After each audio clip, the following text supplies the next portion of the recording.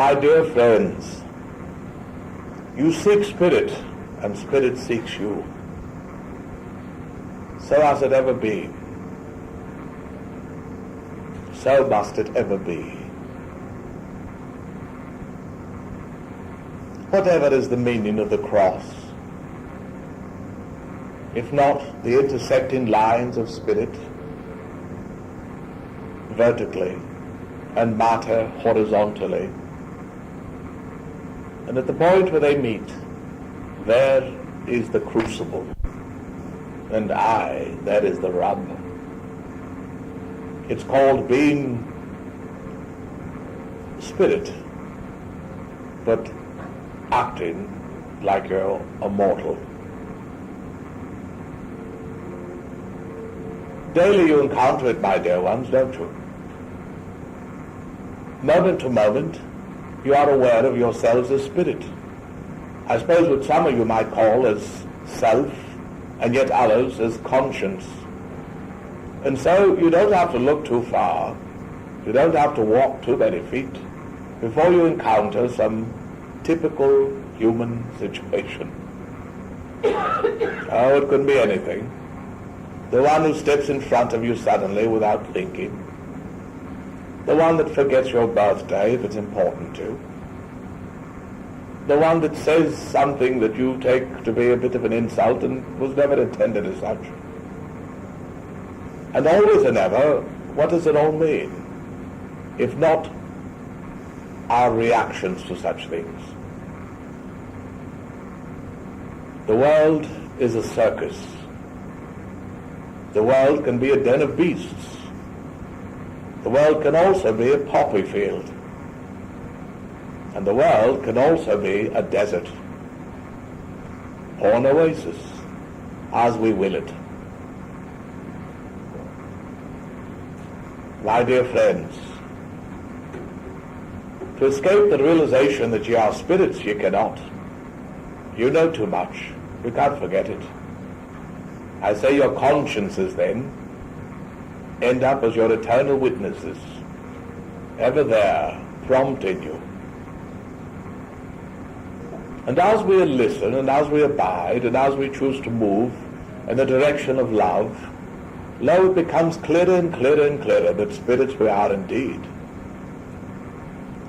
But first it must become clear unto us, ere anyone else shall likely make a comment about it.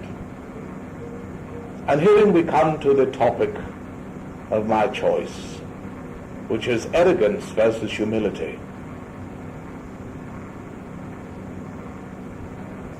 The arrogant are those that demand that they be recognized in the world of matter before their own spirit presence has earned such a reward from earthly minds. In other words, we can't, dismiss all arrogance as just being stupidity. We can't afford to look down our noses at all arrogant people, else we should be doing it daily. No, my dears, no. The arrogant are those that, knowing that they be spirit within, knowing that they be, could we say, infinite spirits, but not having, shall we say, demonstrated that, even unto themselves, tangibly in the outer world of form, expect others to treat them as what they are in, could we say, their highest potential, but which they themselves have yet to anchor sufficiently, where it's made much of a dent in the outer world. I wonder if you're following me. But thus is arrogance born, my dear friends. Before we dismiss the arrogant as some foolish dolt or some unsophisticated prig or something, try to look with the eyes of your soul, and you'll say, here is a great soul indeed. But one who has yet to learn the ways of translating that spiritual greatness, which is potential, into physical, tangible evidence and proof of their true greatness, so that others can see it, and surely shall acclaim them soon or late. The arrogant have simply not gotten to that point, and yet they demand the recognition They demand somehow that people will make allowances for them, and as such are but young in their own perceptions. And then of course you've got the converse, don't you? The opposite, if you will, though not quite. Further down the continuum of consciousness, and here we've got the humble. Who are these?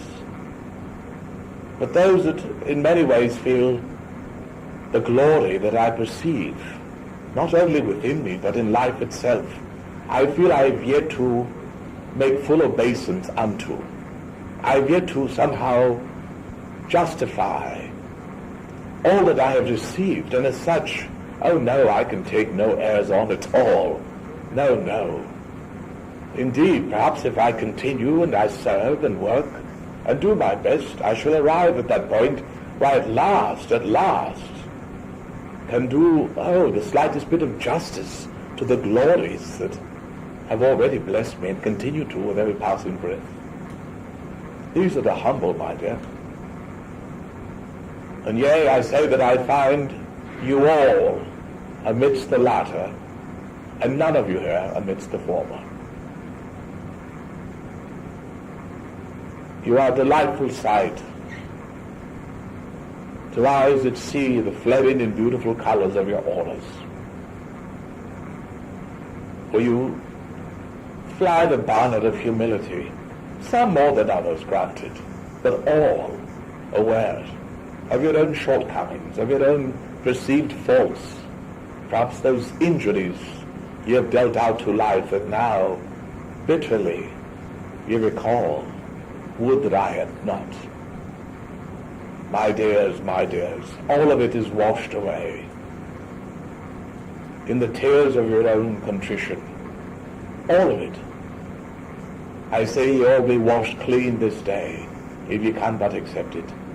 Not by my word, not by my liege, but by your own purity of heart, your willingness to seek out anything that might possibly enhance your understandings, that you might perform more satisfactorily before the eyes of God.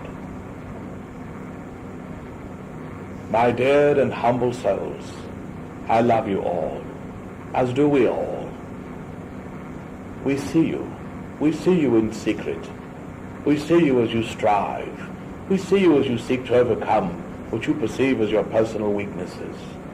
And in your striving, dear friends, therein is your effort to be more godlike. And what appears as a baby step to you, we can see as a giant step, comparatively speaking, and your wonderful contribution to what we would call the mind pool of humanity. So continue so to do, my dears, please. Continue to seek ways to serve.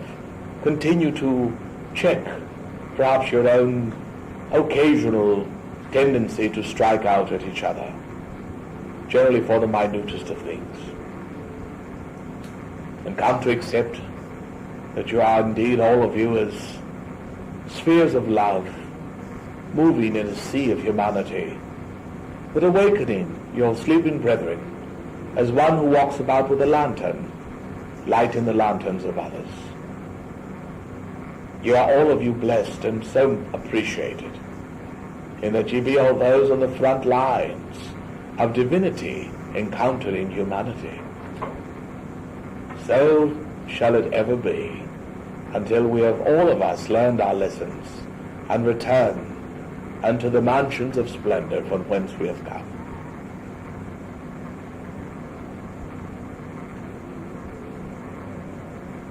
There are some here who are tempted to think of despair, who think there is no light at the end of your tunnel. And to you, dear ones, I have only to say this: the light is inextinguishable. You can't put it out. You can only look in a direction where you can't see it. I say, shift your perspective, and lo, it flames brightly before you. There are one or two of you here most apprehensive about your financial straits. Would it help at all if I told you that right within that very poignant and painful lesson is something you most need to learn. Else it should not be upon you at all. A curse it is not, my dears, but something that your own greater self has doled out to you, that you might learn something within the folds of its very essence. Look therein, my dears. Look what the benefit might be. Look what you might grow by seeking to overcome. And then you'll find the lesson hopefully not quite so bitter. Try not to believe too much in the outer appearance of things. Try not to think the worst, but rather that herein lies a spiritual lesson, an enhancement, believe it or not, to your soul, that once gained and realized shall evermore be yours. And then you'll see that the passing pain in the lesson was only necessary to bring it sharply to your attention, something you might have gaily walked about and chosen to avoid up until that point, and now you can't. You just can't. The wolf's at the door, so to speak, and I say he shall gain no entrance. And this day shall pass, and you'll find that there'll indeed be an answer. Last but not least, I bring to you the blessing and the lovely, lovely greeting of the very sweet Lady Master Mary, who at this glorious moment makes her sweet appearance right over all of you, hovering as a beautiful star, but in which we can discern her sweet and incredibly loving form. A love star she is and always has been, and now she is here, gracing us with that sweet radiation which falls as a shower upon all. Such are the ways of heaven. Such are the ways of spirit. Such are your ways, my dear ones, for lo, are you not here partaking? I say, such is reality, when your eyes be opened and your laugh be full. God bless you all. We shall speak again, of that I am certain.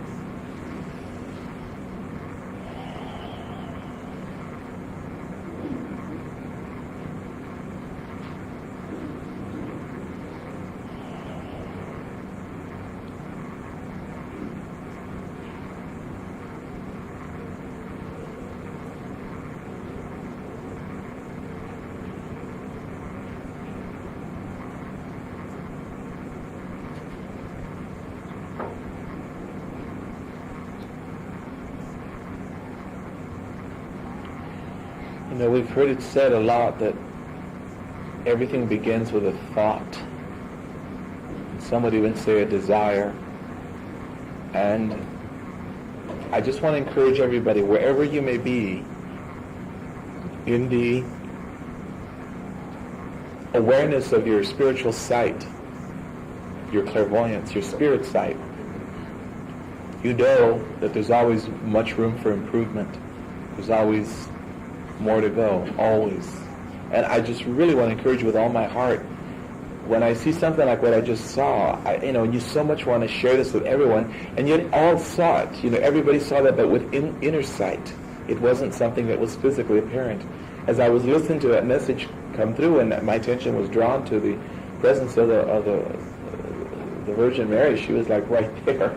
She was like about maybe 2 feet up from where that ceiling would be, smack dab in the middle of the room, and looking like a sparkler, like a 4th of July sparkler in the outer edge of her aura. It was like a constant silvery energy that went through different color changes, and she looked like a young girl who was like delighted to be here. The form would have been of about a young girl of about maybe 18, and she just kept like looking around, and she was looking at us. I knew she looked at everybody individually. She was like looking around, and I could almost hear like the swish of her garments, whatever she had on, and she was just like delighted to be here. And then at one point, her own joy or love or whatever just hit this crescendo, and it was like that, and it just went out over everyone. And it came down very much like those things that they shoot up at 4th of July that then come trailing down. They're real beautiful to see. That's what happened. And by the time I noticed that, she was gone as well. And I remember at that moment thinking, God, I hope everybody sees this. And then I realized, well, yes, they are at one level of their being, and some of you who are, a little more in tune with that would have seen it with your own insight. But I guess what I'm really trying to say is that this kind of a sight did not occur overnight. This has taken years and years, and it's constantly still unfolding in me. I'm nowhere near where I want to be with it. But I just want to encourage you, because I don't know how many times in the course of my own development I've been tempted to throw the towel in and go, I'm not seeing anything. It's so easy to go that way, to get into the worldly and the negative, and I don't see anything, and that's for somebody else, and someone else is psychic, and not me. And it's so easy to discount ourselves and put ourselves down and think, oh, not me, I'll never get to that point. It's him, he does that, that's what he's good at. No. I really want to stress that it's everybody's birthright. It's our legacy. It's our spiritual identity and truth and reality, and absolutely not in the hands of a few, but in the hands of everybody. So I just really want to leave you with that. I just really want to encourage you to. And what am I encouraging you to do? To keep desiring it, to keep open to it, to keep knowing that as long as you don't say no, it won't say no. That as long as you put it out there and say, no, that's what I want, you are indeed moving in that direction, though it might seem ever so slowly. But the key is, don't say no. Don't say no to yourself. Don't say, I'm not seeing anything. I'm too, so please, I beg of you, don't do it. Because by not doing it, and having already chosen to see more and to be more, you'll find yourself, that there will come that day, inevitably, just like 2 and 2 equals 4, there will come that day where those insights will start to get more common and more common and more common, and then they'll begin delighting you more and more. And I really think, I almost feel like that humanity is cheated by not having this kind of sight. I just can't imagine it, And like I said, in my own case, it's still nowhere near where I want it to be, but it's enough there to where I could experience a glorious scene like this and be thrilled by it probably for a long time.